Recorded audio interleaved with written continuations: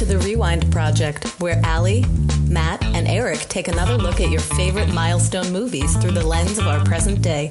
Will it be a skip, rent, or buy? Stay tuned and find out. Okay, folks, the Rewind Project is headed back to 1999, which, interestingly, there's a whole bunch of stuff on YouTube because I like go down the YouTube movie rabbit hole every once in a while. A lot of people out there are like really trying to reframe this idea that the greatest year of movies is actually not 1939, but 1999. Huh. That there were so many great movies that came out in this year. Like this should be like one of those years that like we should go back and go, why were all the movies in 99 so great? I mean, it was hard to put together a selection of, cobble it down to just a few, because there were so many movies, hard. That were just like of different genres too. It wasn't just like two movies that were the same movie or something like that. So many movies of so many different genres. It was really hard. And yet, when I came up with my 6, 5 out of my 6 got picked. So cool. I was really happy with it. But at the same time, it was hard to come up. Coming up with my list of 6 was much harder than actually doing the pitches for me. But let's kind of ground ourselves back in the world of 1999, 25 years ago. Whew. The Clinton impeachment trial was held in the U.S. Senate. Wow. And so funny. Another one going on right now. I know. And sales for cigars skyrocketed for some reason. We don't. And blue dresses. and stain removers. Very little blue dresses. Yeah, and blue dresses. Yeah. On HBO, The Sopranos premiered. I've only seen later. First of all, I didn't realize it was 25 years ago. Second of all, I have only seen like later episodes because I was dating a guy and I came in episode whatever 5 or season 4 or 5. So I need to go back and watch them from the beginning. I think that might be my next long binge. So if memory serves, the season 1 finale of The Sopranos blew my mind. Like, it was one of those things where, and like, I don't want to give a spoiler because like we didn't warn people about The Sopranos, but what the fuck? I've never seen it, so please don't. Yeah, I would at some point like. You've had 25 years to watch this show. If you really wanted to see it, all right, I won't. There's so much on television to watch. We'll just say go watch it. Go watch it. And I'm not actually going to spoil it. If you know anything about The Sopranos at all, this is something that everybody kind of knows but you didn't know it when you and so it probably won't blow your mind the same way it blew my mind, but that's all I'll say is that mind blown. This was me when I had read all the Game of Thrones books and people were watching the show and they had never read it, and I was like, have they gotten to the Red Wedding yet? Because I didn't want to spoil it for anybody, but like, can we talk about it? And so finally they showed the episode and then I could talk about it with everyone because I already knew what was going to happen. At the Grammy Awards that year, Lauryn Hill swept the Grammy Awards with The Miseducation of Lauryn Hill. That is a fucking great album, no skips. Yep. That is one of the defining albums of my college career was that album in 1999. Fucking brilliant. In sad news, the deadliest school shooting so far in U.S. history, and has since been eclipsed, happened in Columbine, Colorado.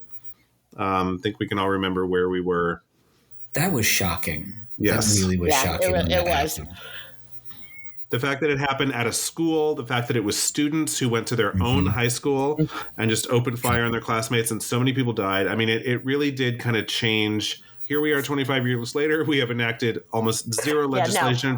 In fact, we've gone backwards. Yeah, nothing has changed since then. And except for all the active shooter drills that kids have to do. Right. Before we had fire drills, I never had to like sit under my desk and pretend that an active shooter was trying to kill me. So, True. It's the one thing where Gen X is like, not quite as badass as the generations that followed.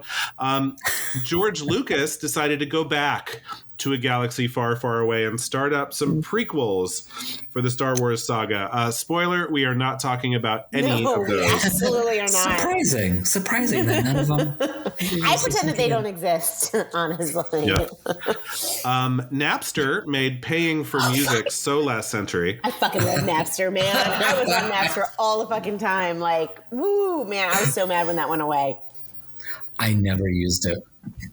Well, I mean, now I have Apple Music, and I mean, I pay $10 a month, but I can listen to any song I want to. Well, I have Spotify Premium, same thing, and I also pay about $10 a month, and it's fucking worth it because I listen to it all the time. I listen to it at work, and my computer is sitting at home. And I will never buy another album again. No. Why should I? I can just listen to it whenever I want to. Although, I did try. I was going to send this to you, Allie. I did try to find. Remember that there was a song called, because you just read Julia by Sandra Newman.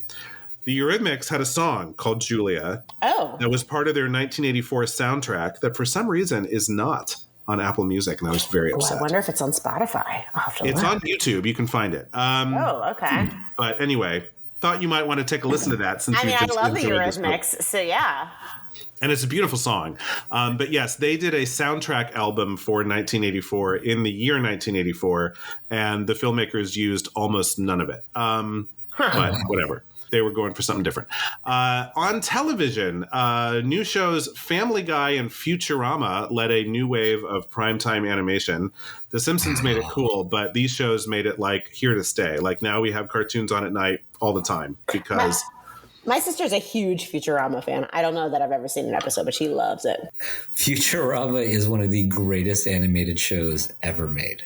The humor and the way that they tie modern culture together and make fun of it in the future is just incredible. Some of the later stuff isn't as good as some of the first stuff, but there's a good 6 seasons in there that are kind of must-see television. Okay. All right. I'm not a huge animation person, but maybe I'll check it out. Maybe I'll check it out. I like animated shows. I don't find that I need to watch them. Like, to me, they're just like, oh, that was delightful. But it's like, it's nothing I want to sit down and binge forever. I'm a binger. I've become very millennial Gen Z in my television watching habits. If I sit down and watch a show, I want to watch the whole thing. Oh, I'm the total opposite. I still like it very, I'm glad that True Detective is weekly. I'm glad that The Traitors is weekly. I like that anticipation. See, I haven't watched the new season of True Detective because I'm waiting for it all to drop because I'm going to watch. Well, it ends this weekend, so you I know. I want to watch 3 episodes a night because that's the way I roll. Fucking good. So okay, good. A short story collection by Jhumpa Lahiri became a runaway literary success. Have you ever read? I just read it last year or the year before. It was phenomenal. Okay, well, it was huge in '99. What was the title again? Interpreter of Maladies. Yes. And in 1999, everyone thought their computer was going to crash and the world was going to end on January 1st, 2000, the big Y2K scare, which actually, what I've learned is it was a real thing that we actually just got our act together and fixed back when we knew how to get our act together and get shit done. Yep. I went to a huge end of the millennium party for New Year's that year, and we were all very drunk, but also kind of on edge, waiting for something to happen, what's gonna happen, and then nothing happened. And then here's a blast from the past. Who says history doesn't repeat itself? Jon Stewart took over the anchor's desk in The Daily Show in 1999. Wow. And what is happening in 2024 as we speak?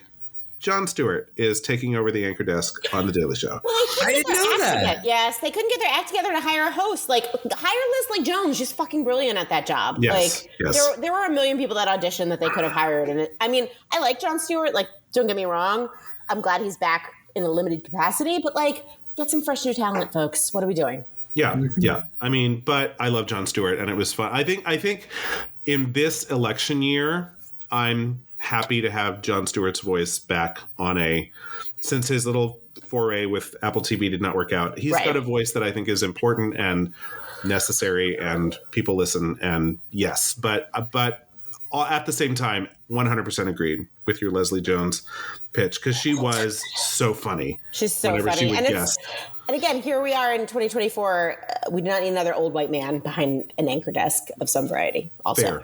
Fair. Okay. Well, it's 99. Like we said, tons and tons of great movies that year. Let's talk about some of the ones that we are not going to talk about. We each have a list of 7 films that we're not discussing. 3 of us have 7 movies that we're not talking about. And we're only talking about 6. But Allie, get us started. All right. The first one that we're not talking about is actually the one that did not make the list, which was The Virgin Suicides with Kirsten Dunst, Josh Hartnett, directed by Sofia Coppola. Again, I definitely will probably watch it at some point. I've never seen it. I hear good things about it. By the way, Allie, great YouTube on by one of my favorite YouTubers that goes under the moniker Be Kind Rewind, did a whole piece on Sofia Coppola and how she got utterly trashed because of her role in Godfather 3. And how she recovered from that and then became a great film director. So check that out. It's like 45, 50 minutes long, but it's really, really good. Okay. Next up is The Green Mile, which was actually a serial story, not a novella. It was a serial story by the love of my life, Stephen King. Very different sort of storytelling than he normally does. You all remember this. Tom Hanks, Michael Clark Duncan, R.I.P., as sort of the gentle giant. Tom Hanks is the warden. It's quite a story. You should read it. It's small chunks. It's very good. And the movie is excellent. I'm kind of glad we're not talking about it. Like, for me, that type of movie once was enough. I read the story. I read I saw the movie. I don't necessarily need to talk about it ad nauseum. Although we could have gotten into a big, huge conversation about the whole magical Negro trope. Sure. That's and also point, yeah. And prison labor and private prisons. And I went down like a rabbit hole the other day about prison stuff. So yeah, we definitely would have had a nice, robust show, but I'm not sad that we're not talking about it. Fair. Another movie that I'm not sad we're not talking about is Man on the Moon, which was Jim Carrey's Andy Kaufman sort of biopic. Sure. R.E.M. made a great song. Yeah. I mean, two kind of Andy Kaufman's certainly a tortured soul. Jim Carrey kind of a tortured soul in his own right. None of that interests me in any way, shape, or form. I've never seen it, but none of it interests me at all. And it kept popping up for me when I was doing searches, and I was like, nope. Yeah, I'd agree. I do like Jim Carrey as a dramatic actor. I think he is probably really good in this role, but it's not a movie that I just really cared to see. Yeah, no. Next up, a movie that I do love and is iconic for all sorts of reasons. Cruel Intentions, Sarah Michelle Gellar, Selma Blair, Reese Witherspoon, Ryan Phillippe. It's really fucking hot. Let me tell you, it was a hot-ass movie in 1999, but it's probably maybe a little less hot in 2024, but probably still pretty hot. So, and I mean, it's the millennial Dangerous Liaisons. Totally, which I love that movie too. So, but it's good if you haven't seen it. It's a quick watch. It's excellent. Next up, another movie that I am glad that we're not talking about. Entrapment with Sean Connery and Catherine Zeta-Jones. I don't know. It's a very odd title for a movie with a romance with that much of an age gap at its center. Mm-hmm. And also, call it Entrapment. Ooh. And it's billed as a caper. And I was like, none of this interests me. With Catherine Zeta-Jones, she's an insurance investigator, and Sean Connery is a hot-ass thief, and he's trying to steal a painting, and then she seduces him and pretends to be somebody else. I don't know. That's about as far as I got. His daughter? That's what she pretends to be? No, unfortunately. His granddaughter? Yeah. Next up, a movie I've never seen. We'll probably never see Toy Story 2. Obviously, the sequel to the, award-winning Toy Story 1. I don't really need to say much more about that. Arguably better than the first movie. I have to say I don't really cry at films. But this movie actually at the end made me tear up. I was kind of surprised at how heart-touching this movie was at the very end. So a great film, better than the first. Okay, I'll take your word for it. Do you have any Toy Story opinions, hot takes, Eric? No, I do not. Okay. And then last but certainly not least, a problematic movie in 1989, probably even more problematic in 2024, American Beauty with Kevin Spacey, Annette Bening, Mira Suvari. He's a sexually frustrated suburban father, gross. He's infatuated with his daughter's best friend. And it's really fucking weird. And I can't imagine watching it in 24, especially now that Kevin Spacey has been full and totally canceled. So I just remember Annette Bening when she's having sex with what's his name with the big eyebrows, and she just keeps saying, Peter Gallagher. Fuck me, Your Majesty, fuck me, because he's the something king. He's the like realtor king. That's right. Yeah, the realtor king. That's a deep cut, Matt. That is a deep ass cut. I blocked her out of this movie. I mean, for me, all I can think of is just how problematic the whole Kevin Spacey and the stupid plastic bag floating around that's supposed to unlock the mysteries of the universe. Whatever. I'm not sad we're not watching this at all. Another set of movies that we won't be watching, Galaxy Quest, which I'm really sad about because this is probably as close as I was going to get us to watching a Star Trek film, starring Tim Allen, Sigourney Weaver, and Alan Rickman. It's obviously not a Star Trek film, but it's based on the same idea where they play the cast of a old TV show that has conventions and everything, and then get sucked into space by real aliens. It is hilarious. Sigourney Weaver is a badass in this film too.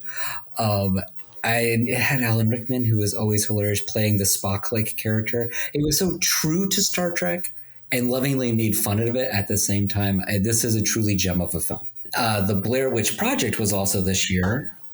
I am sad we're not watching this because I lived right by where they filmed it. Like, I grew up not far from where they filmed it, and we saw it in the movie theater. And I actually just read a retrospective on it this week because it's the 25th anniversary, and just how groundbreaking the sort of like reaction shots were. People didn't know if it was real, or I do think that we would have had a very robust, very interesting discussion about it. But it started the whole found footage trope. I mean, yeah, it was really scary, and you didn't know what the fuck was going on. It was fucking scary. Yeah. See, I have a theory about the Blair Witch Project. I think it became a huge hit in Sundance because people were literally watching the movie in freezing cold tents in the winter in Utah, and then they would have to walk back to their hotel through the woods at night.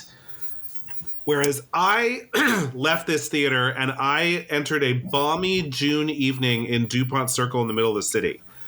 And I was like, okay, that was interesting. But like, it didn't like shake me to my core. I think it would still be scary if I watched it today. Maybe. I'm right there with you. That it really did kind of like twist my brain for a little bit. The Cider House Rules, starring Tobey Maguire, Michael Caine, and Charlize Theron. I read the book. I've never seen it, but I guess a compassionate young man raised in an orphanage is trained to be a doctor. I don't know. Apparently it has. I like the movie better than the book, Allie. Okay. I also read the book. I'm not gonna. There's more movies for me to see. The book was but. Hot take, you can skip it. That's what Allie says. The Iron Giant. A truly amazing non-Disney hand-drawn animated film. The artistry inside the movie is great. It's voiced by Harry Connick Jr. and Jennifer Aniston.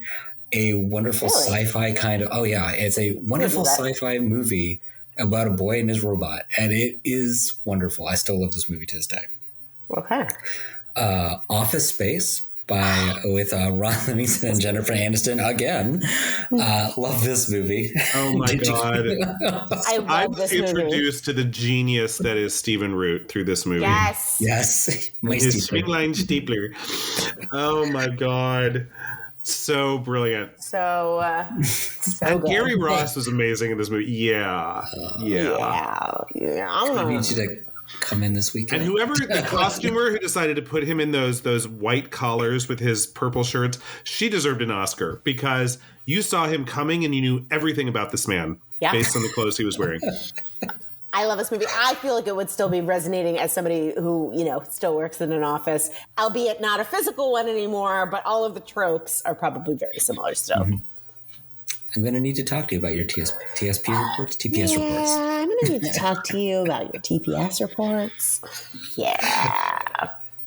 But if you're only wearing the minimum flare, are you really wearing flare? It's true. Just tell me how much flare I need to wear. Exactly. It's a good question. The Sixth Sense also came out in 1999, starring Bruce Willis, Toni Collette, and Haley Joel Osment. Introduced us really to Haley Joel Osment. It did. I think this movie is the reason that what's his name still has a job. Honestly, M. Night Shyamalan. Yes, I am a stan. I've seen every single one of his movies. I think Signs is his best movie personally. I think Signs is better than Sixth Sense. I don't know if that's controversial or what, but I will still go see every one of his movies because I'm a sucker. I can't imagine that an intelligent species that can fly through space is going to try and take over a world that is 90% water when water kills them. that doesn't make any sense whatsoever. I don't know. When they play that party footage and the creature walks by, it still fucking freaks me out. And I've seen that movie probably 15 times. So The Sixth Sense, I will say, really taught me something. And that is, if you want your twist to really blow people's minds, give it away immediately, but don't admit that you just showed people what you just showed them. And then go on with your movie. I mean, without spoiling it, because we didn't give anybody a warning. I mean, you've had 25 years to watch Sixth Sense, but you get to the end and it's like, oh my God, this is what's been happening. You saw it happen. Yeah. That thing that you're shocked about, you literally saw it happen and then forgot about it. Yep. Brilliant. Yeah. And then lastly, another movie that I'm sad that we're not watching because I feel like it has changed cinema since it came out is The Matrix. Keanu Reeves, Carrie-Anne Moss, and Lawrence Fishburne. Great cast, great movie, great action, just a great story in general. So I'm really sad that we're not talking about this. Great concept. I think the story, like we talked about during our season opener, the story didn't quite like they were like, let's wait until the next movie to really kick the story into high gear, and then they never really did. Not always a great play. Not a great play usually. Not wrong there. Not wrong at all. Although I refuse to believe that the other two movies exist. The fourth one was okay, but it's not really. It doesn't mean anything without the third movie. So, I mean, I kind of have to believe that the other three films never happened. Okay. All right. Let's round up with another pack of movies that we are not watching. Start off with Eyes Wide Shut, starring Tom Cruise and Nicole Kidman. I've never seen this movie. I probably never will. Save yourself. Honestly, I saw it in the movie theater with the guy that I was dating at the time, and it was really fucking weird. And we were both like, we thought this was going to be a sexy movie. It was not a sexy movie at all. At all. It's not? And yet there's tons of fucking, right? I mean, there's just like... It's all very clinical. It is not a sexy movie. It's not... Yes, it's not a sexy movie. Okay. Leave it to Stanley Kubrick. Yeah. It's really fucking weird. Another movie that's not sexy, but the title might make you think otherwise, is Dick... featuring Kirsten Dunst and Michelle Williams, who play never two seen that movie. White House interns who are working for Richard Nixon, aka Dick. Funny. It's a political satire. It's not that deep. It's funny. I enjoyed it. It's kind of like, if Romy and Michelle were working in the White House during Watergate. I mean, it's that. Okay. The End of the Affair with Julianne Moore and Ray Fiennes. What I remember is it's lovely and a little slow and very sad. And it's nothing that I thought, oh, let me talk about this movie with Matt and Allie. That was not something that I thought, no. Because slow and sad, we do that so well. Fair enough. A movie that we could have totally talked about. Analyze This, starring Billy Crystal and Robert De Niro. We could have. It could have easily, that would have been fine. Angelina Jolie won an Oscar for Girl Interrupted alongside Winona Ryder. I've not seen that movie. I would like to see. That is on my list. It was good. It was not quite as slow, also sad. There you go. A take on The Taming of the Shrew, set in a modern high school. 10 Things I Hate About You, starring Heath Ledger, R.I.P., and Julia Stiles. And then finally, The Descent into Ultimate Weirdness, Being John Malkovich, starring John Cusack, Catherine Keener, and John Malkovich as several renditions of himself. If you don't know what that means, gotta watch the movie. It's Banana Town. It's bonkers. Really completely bonkers. But, this movie walked so that Synecdoche, New York could fly. That's another one that just gets weirder and weirder and weirder. And actually, that one was written and directed by the guy who wrote Being John Malkovich. So he just, Charlie Kaufman just likes some weird shit. He is, he's kind of a weird guy, so that tracks. Mm-hmm. Yeah. So here is our 1999 Silver Anniversary slate. The movies that we will be watching, starting off with Fight Club. If you want the first rule of Fight Club, it's don't talk about Fight Club. Unless it's on this podcast. Also, the second rule of Fight Club is you will not talk about Fight Club. We're going to break both of those rules. Oh, snap. Next up after that is Election. Reese Witherspoon, Matthew Broderick. Just great acting all around, an excellent story, a really good look at high school, because I think no matter when you went to high school, you knew a Tracy Flick, you knew a teacher like Matthew Broderick. So I'm looking forward to watching it again and talking about it. Excellent. Next up is a film by my favorite film director of all time, whose movies we have never before discussed on the Rewind Project, Senor Pedro Almodovar, and his Oscar-winning, this was the best foreign language film of 1999, All About My Mother. After that, we will be watching South Park, Bigger, Longer, and Uncut. Really some whiplash. Some real Another whiplash. Oscar winner, if you recall. This one won Best Original Song the next year. Mm-hmm. Of course, it had to be Blame Canada because for some reason the filmmakers didn't want to nominate Uncle Fucker. So weird. So that's strange. South Park is a little bit of comfort food for me, so I am really excited to watch this movie, and I think that this will be kind of a shocker. I bet it's actually going to hold up and it's going to be a really good film. So, I'm excited. I've never seen it. I can't wait. And then again, taking another sharp right turn is up on our list is the talented Mr. Ripley.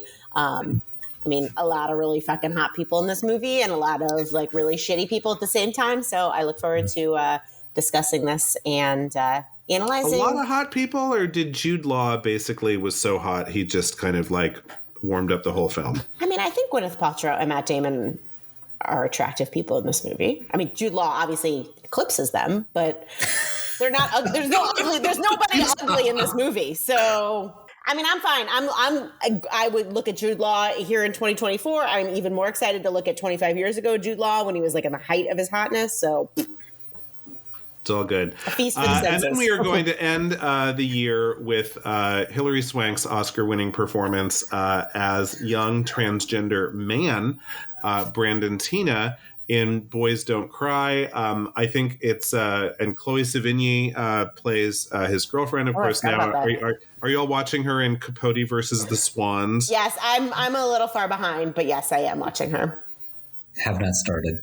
Yeah, and she is, obviously still going strong today. And I think I can foresee a really interesting conversation about how we cast transgender actors and how that happened 25 years ago and whether or not this movie would exist in its current form today, as well as just kind of, some of the stuff we typically get into when we talk about a biopic and a life cut short. It's a somber film to end with, but we usually end with our big Oscar winner, but we were not going to fucking talk about American Beauty. Nope. So Boys Don't Cry took that slot. So there we are, folks. So that's our slate. If you want to watch movies along with us, as we always warn you, we spoil the fuck out of movies that we talk about because you've had 25 years to watch all of these. If you haven't seen them, this is your homework assignment. Yep. Next week, we're going to be back talking about Fight Club. And after that, Election, All About My Mother, South Park, Bigger, Longer, and Uncut, the talented Mr. Ripley, and Boys Don't Cry. That's it for us, folks. Hope you will join us. I think it's going to be a wild ride as we go back to 1999. I am super excited to talk about all these movies with my good friends, Allie and Matt. Folks, I am Eric. I'm Allie. I'm Matt. Be kind, rewind. You've been listening to The Rewind Project. You can find us wherever you get your podcasts, including Apple Podcasts, Stitcher, Radio Public, and Google Play. Please subscribe and rate us. It helps a lot. We love your comments and questions. You can find us on Facebook, Twitter, and via our new phone number at 202-618-2402. Thanks for listening. Be kind. Rewind.